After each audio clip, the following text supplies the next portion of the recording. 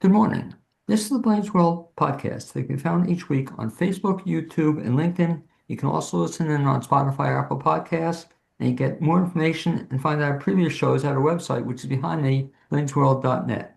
I'm your host, Blaine Greenfield, and I'm here in my Zoom studio in lovely downtown Fairview, North Carolina. And each week we focus on positive news and information about people and organizations in both Western North Carolina and throughout the country. And toward that end, it's my pleasure to introduce two of my favorite theater friends, friends outside of theater as well. But they are Mike Yao and William Ezzell. And guys, you can wave to all your fans and friends who are watching this. Okay, that is Mike and Will. And rather than me tell you a little bit about background, Will, I'm going to put you on the spot here. If I can ask you to just give kind of the Reader's Digest version of your background, keeping it to under an hour and a half. Can you do that? Me first? Sure. Yeah. Okay. Yeah. If you would. Um, well, my theater background begins at age 5. I was a background kid in a show that both my parents were in that was kind of similar to Greater Tuna, and both my parents played little old ladies, and they needed a 5-year-old kid for to run through the radio station with a super soaker. By the way, So did you get typecast in that? Did you then play 5-year-olds the rest of your life? uh, a few. Okay. By the way, quick question. Do you have a record of that anywhere? Do you have a tape of that? No, that was before video existed or film. So no, that's Before film. Okay.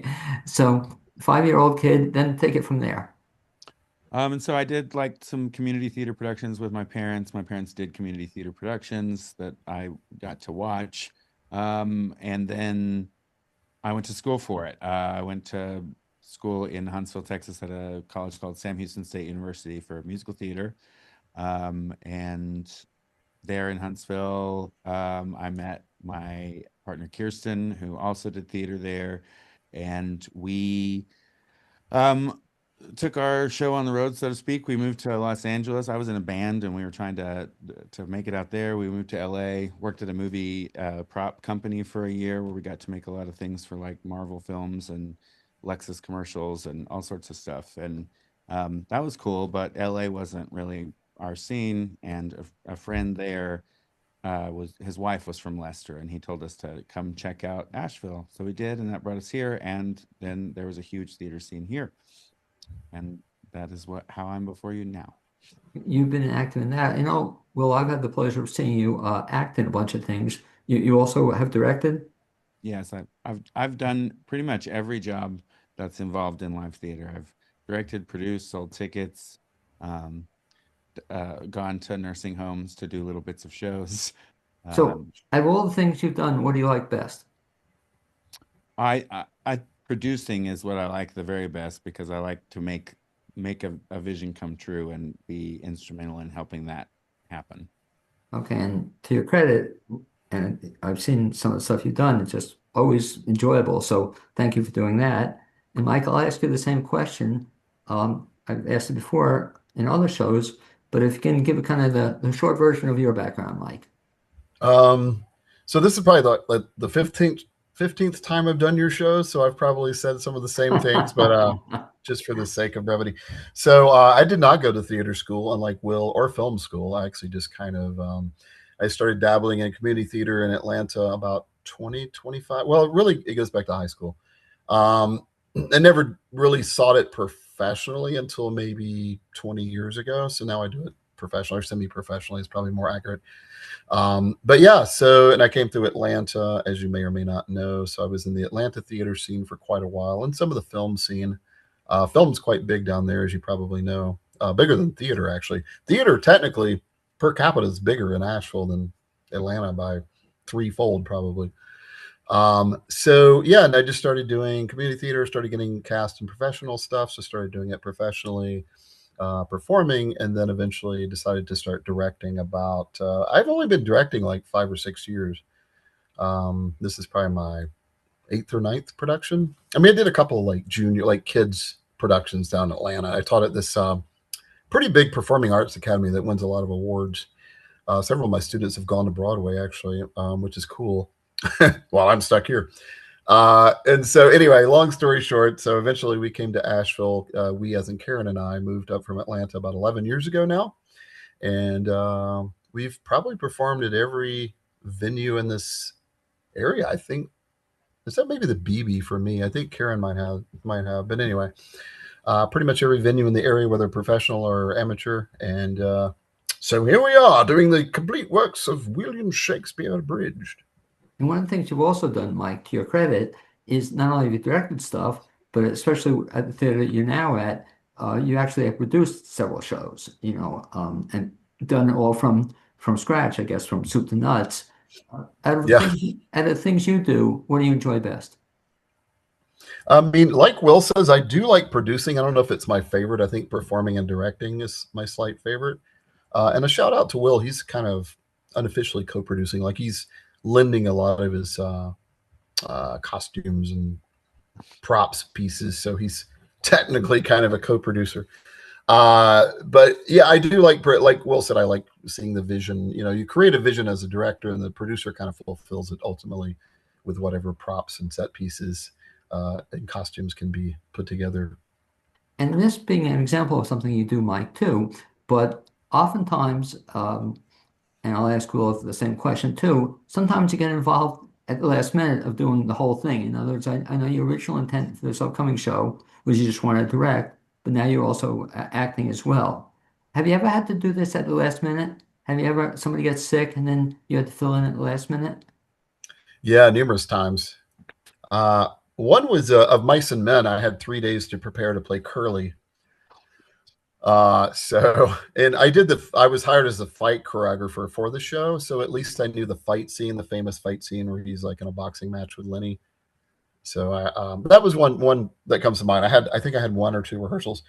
And then our first year of being in Asheville, I had to fill in for a Charlie Brown Christmas with, I think, 1 rehearsal.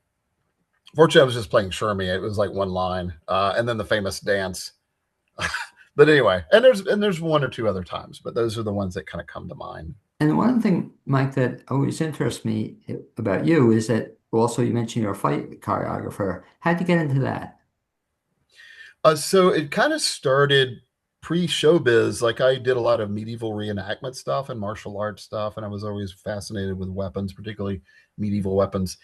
And then I decided that once I started doing showbiz stuff, theater, I'm like, hey, I can probably merge this into it. And then you have to learn kind of the theatrical side of fighting, this way to make it safe, but also look theatrical. And so so I just kind of fell into it that way. And then, started getting hired to do some of the fight choreo. There's some fighting in this one, by the way, but it's a comedy, so it's pretty short pieces. And we didn't want to drag it out. It's already. He's a very good fight choreographer, I would say. And well, the same question. So, have you ever done any fight choreography or anything like that? I've never had to. Well, I mean, a little bit. I did. I got hit in the face in Fiddler, and I was really bad at getting hit in the face. Okay, I'm trying to remember. Seeing I was Perchik. Oh, okay, that's right. Yeah. Oh. And one of the Russian soldiers hits me in the face with a candelabra, and it was my friend Nathan from college, who's actually British, not Russian.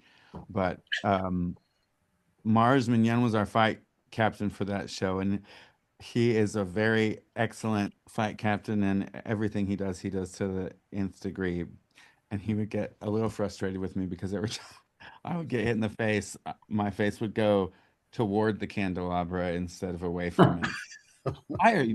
Why is that your instinct? But I've never done it as much as I'm doing it in this show. And Mike was both gracious in teaching it and does it very well and knows his stuff, and he's good at doing it too. He's an excellent swordsman. And well, thank you, sir. It's kind of interesting that who would think that you could get hurt, being in fights, but have you gotten hurt in fights ever? Not yet. Not really, either one of us. Okay. Well, I guess that's the goal, not to get hurt in a play. But let's talk then about the play you're both in now. And I love the title, Mike, and I've actually seen it a couple of times. But for the benefit of people not familiar with it, the title of the show is? The Complete Works of William Shakespeare Abridged. And it runs about 97 minutes. I don't know. We actually it hopefully, uh, and it's 2 acts. So we do all of 37 of Shakespeare's plays and what 153, 54 sonnets, kind of, sort of.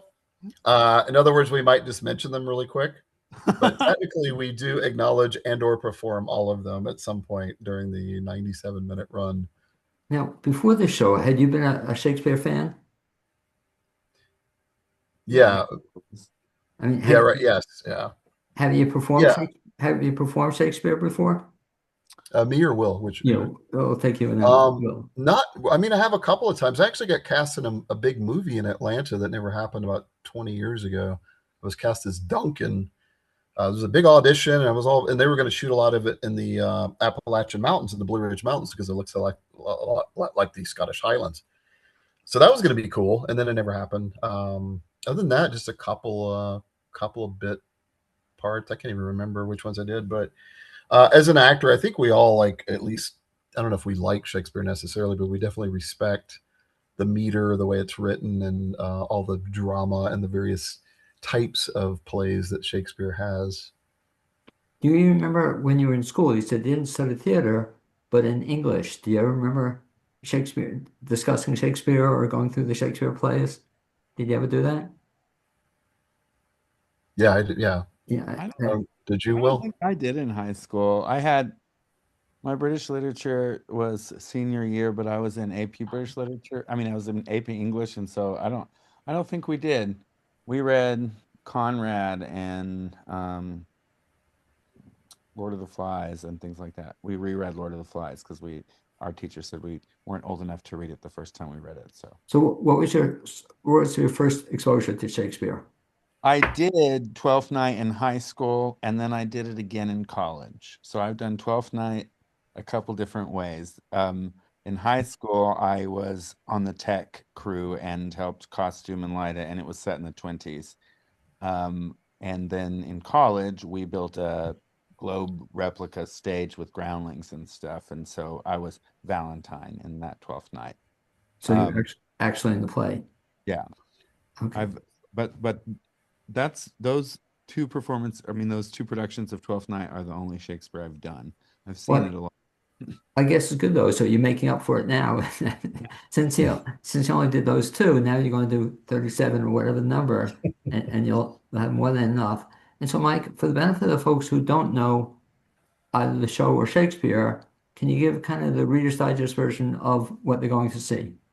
The Reader's Digest version of the complete works of William Shakespeare. Or Mike, just what That's they're pretty going much to it. see. Yeah, that's it. So how much of the shows do they see, Mike? Well, I don't want to spoil too much, but they see the most of Hamlet, and why not? And then second most probably Romeo and Juliet. And again, I don't want to spoil too much, but a lot of the others kind of get mentioned or they get parodied, etc. So just everybody out there, just know that if you're not familiar with the show, it's very funny. It's very fast paced and comedic, and there might be a few moments that are a little iffy here and there as far as subject matter, but that's Shakespeare. Well, I would also point out that for anyone unfamiliar with Shakespeare, it is done in such a way that you will understand what's happening. It's Shakespeare for people who know nothing about it, and Shakespeare for people who know everything about it. Or also the same thing too for people who don't want to know anything about it. They'll enjoy it as well. Right. Oh yeah, for sure. It's very sketch comedy-esque. I did a Christmas show at Heart a couple years ago called Every Christmas Story Ever Told, and it's a very similar kind of show. Three people doing the best they can to do way too much. Well, yeah, right. I'm glad you said that. Which is kind of my story of theater in a nutshell. What was that? Three people do the best they can to do way too much. Okay. Yeah. At the same time, But what was interesting what you said, and I'm glad you shared it with me, the both of you, is the fact it used to be before I'd see Shakespeare, I'd go and read a short version of it. I'd look at Wikipedia or something, the summary. Cliff Notes. Here, yeah, remember that? But here you don't have to do that. Is that correct? You can enjoy it without it? Oh, for sure. Yeah. It's very accessible.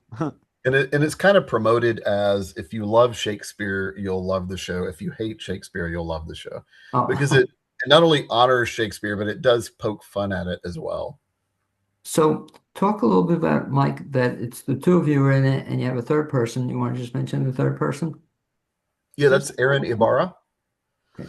who I've only done one show with before, Arsenic and Old Lace last year. And I've only done one show with Will as well. That was Hunchback of Notre Dame. That was a couple years ago, 3 years ago. But yeah, Aaron's great. He was the first one cast. And then I found out Will was like, chomping at the bit to do this show. And the other role was still open, or one of the other two.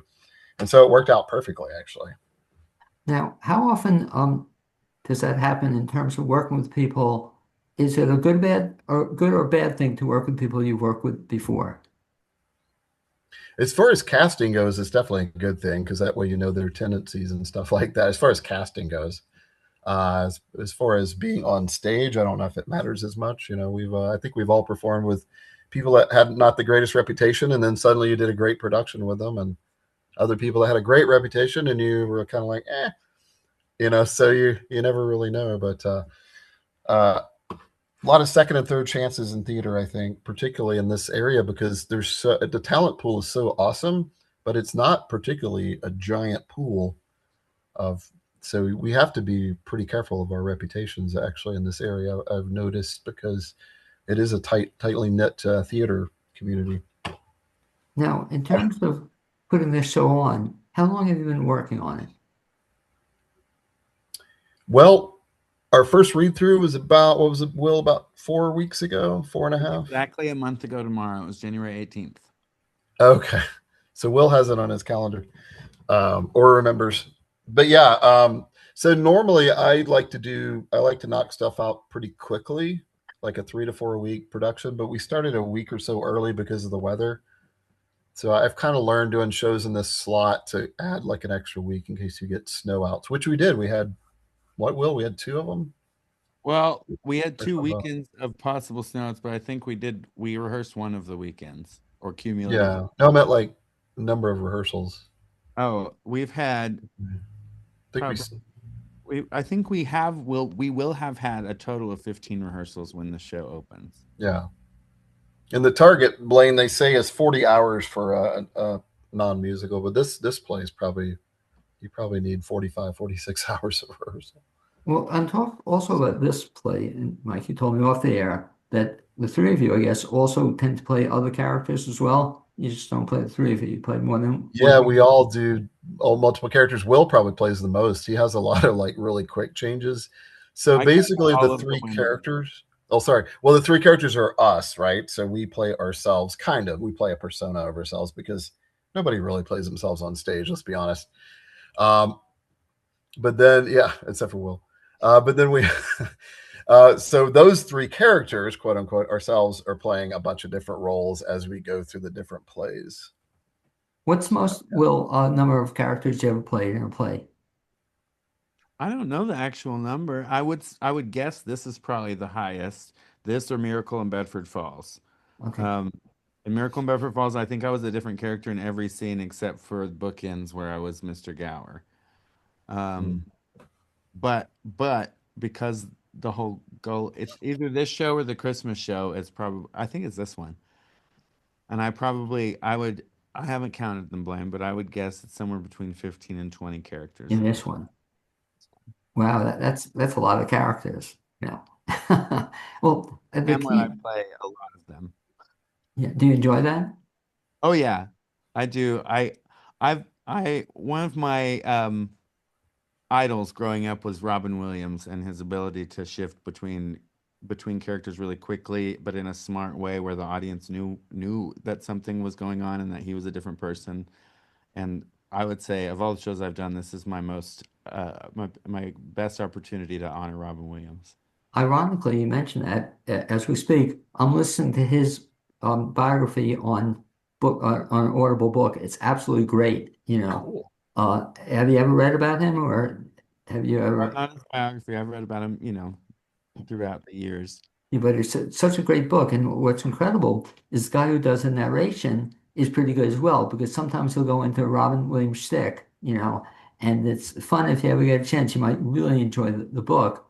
So you are a big Robin Williams fan. This gives you the closet Robin Williams thing. You can now do your thing with a lot of characters. Yeah, it's fun. And Mike, same thing too. I'll ask you, how many times have you played more than one character? Well, the 39 Steps I probably played the Oh, most. that was it. Yeah. Yeah, that was about 15 to 18 or something like that. Characters. And like Will, I love like when I was younger and like somewhat more attractive. I was very often leads or whatever, but then pretty quickly, I guess directors figured out that I was probably better at character roles.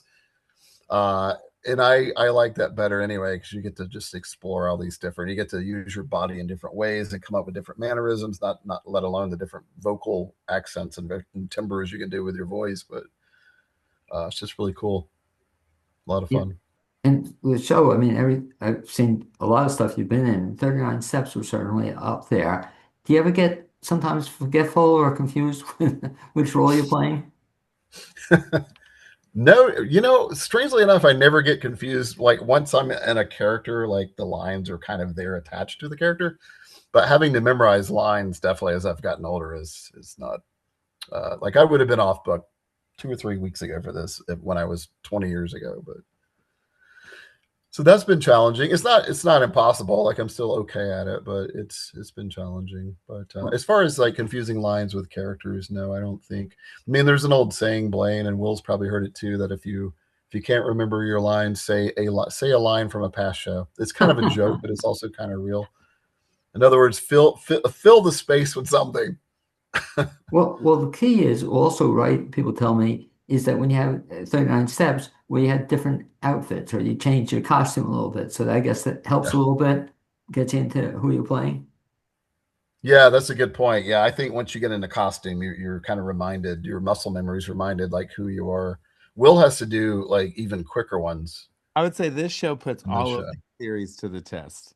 For I very frequently, especially in Hamlet, forget who I am supposed to be at that particular moment because I'll have one line as one character, exit and enter, have another line as another character. I'll forget too. He'll pop in. I'm like, is this Ophelia or is this Gertrude? Who is? Well, that must be And tough. even though he's doing different voices, sometimes it's hard. Like when you're I don't like know it's which voice going I'm really supposed to be fast. doing. Yeah. Well, I guess, Will, that's part of the fun to watch it, having you guys try to stumble through this or get through this, at Yeah. one time. The so the same question too. Have you ever forgotten a character you were playing, Will? Yes, last night. Oh, yeah. But the nice thing about the show, though, I guess it really doesn't matter, if you do, because I'm not going to know, right, Yeah, what you're supposed to be saying. I'll be fine.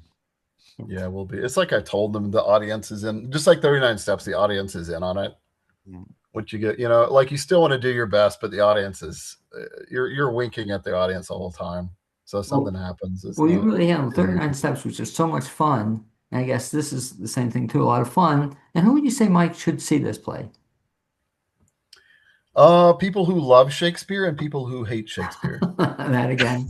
How about like age range? Oh Sure. yeah. Yeah, what do you it's kind of like it's PG. Yeah. So yeah.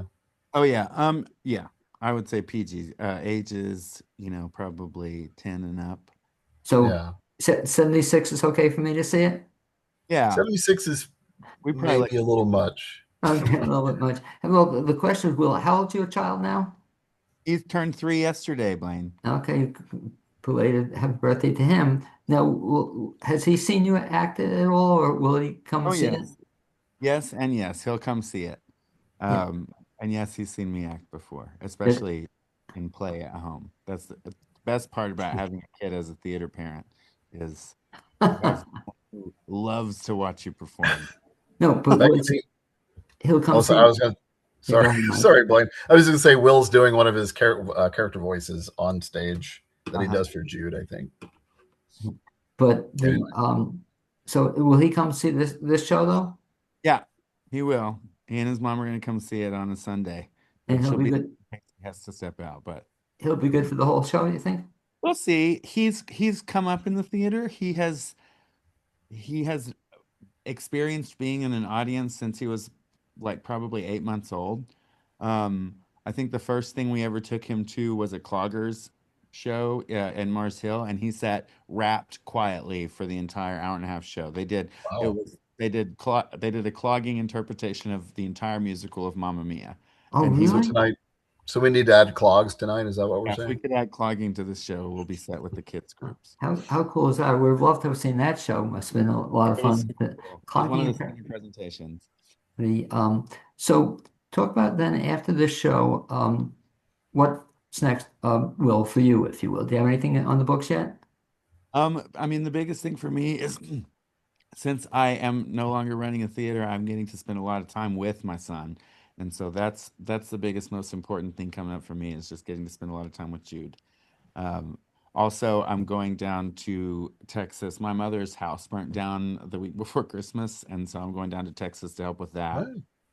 Right. Theater wise, I don't have anything super emergent on the books, although I am Aaron Price and I are planning to produce Hedwig and the Angry Inch probably a year from now.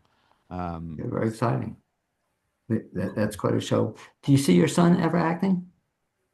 I mean, I see him acting every day.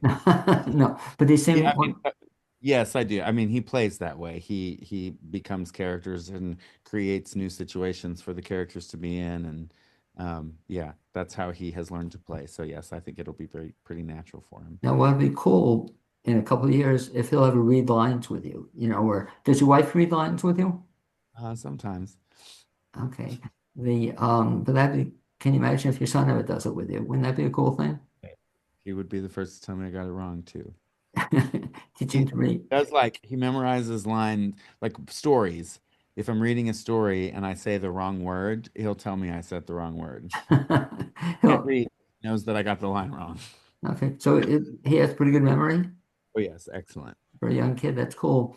And Mike, the same thing too. And I read about it in Facebook for the benefit of people who haven't seen it. You look like you have a couple of busy months coming up, Mike. What else are you into? So yeah, I guess I can say it now. So I've been cast as Daddy Warbucks for Annie. That's going to be kind of cool. Although I have to shave my head apparently. But where's that going to Um, be? I think it's July. No, I mean, I signed the contract yesterday, and I can't remember what the dates were, but I think it's late summer, and where's that going to be? July, August, Parkway Playhouse. Okay, cool. Yeah. Yeah, and then before that, I'm playing Curtis in Sister Act, which is a pretty good sized role, and that's also at Parkway. Parkway's been keeping me busy lately. They also gave me a couple of fight choreography gigs as well, and then I'm directing some one of their one act festivals shows. I don't know which one it is yet, so that'll be cool. And I just did like a sci-fi television pilot, which was cool, but you never know if those shows get picked up or not. So we'll see. I 10% of them get picked up. But if it get picked up, I assume you plan accordingly and shift plans a little bit if it got picked up. Yeah, they don't want to spoil too much even to the actors, but they did say that the character I played becomes even like a bigger character in season 2 if the show gets picked up.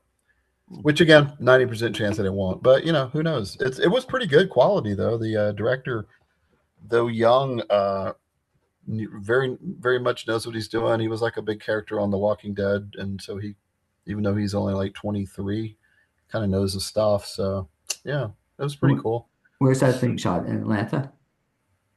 No, we shot that in this area. Oh, very In cool. Western North Carolina. Yeah.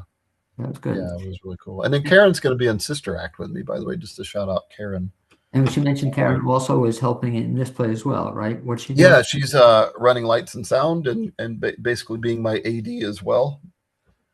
And because when I'm out there, it's kind of hard to see the overall vision. So Karen. Well, one of the things that's cool about you, I see that when you're in something, Karen's usually helping out, and when she's in something, right, you're oftentimes helping out. Yeah. Yep. Even though we don't run lines together. Yeah. And talk about that. I always thought it was kind of interesting. Well, I don't know if you heard the story, but I ask usually, who do you run lines with? And a lot of people use their spouse or significant other, but Mike, you don't do that. How come? We used to in the early days, but we have such different methods that we just she does her thing, I do my thing. She's more electronic, listens to digital. I'm more like I have to read it over and over. And occasionally, I think Will likes this method to write something down. The act of writing something down like commits it to your brain, I think, pretty nicely. And Mike, Right. the benefit of folks who want to see the show, best bet to get information on is at the website. Can you share that? Yeah, it's Black Mountain. Wait, hold on. blackmountainarts.org. blackmountainarts.org. And it's at Black Mountain Center for the Arts. Okay, it runs when? We open, let's see, February 20th through March 1st. Okay, so it's 6 something to look forward to. performances. And last question on Mike Yao. If folks want to track you down, Mike, aside from seeing you in this show, how else can they find out about you? I mean, I'm on Facebook. I don't really do Twitter or X or whatever it is that much, and Instagram. And that's it. And carrier pigeon on occasion also Okay. works. And Will, the same question, two things, or maybe one thing. If people want to track you down, come see this show, how else can they find out about Will Ezzell? Probably Facebook would be the best way. I'm not super active, but if I got a show going on, I promote it. Okay. And so hopefully I'll get to see not only the two of you in this play, but some upcoming stuff, because again, thank you both. I just always have a good time when I see you on stage. So it's kind of a fun thing to watch you. So keep up the good work, whatever you're doing. I really appreciate you guys. Thanks. Thanks, Blaine. We appreciate you and what you do. I'll speak to you soon. Thanks. Fine. Thanks.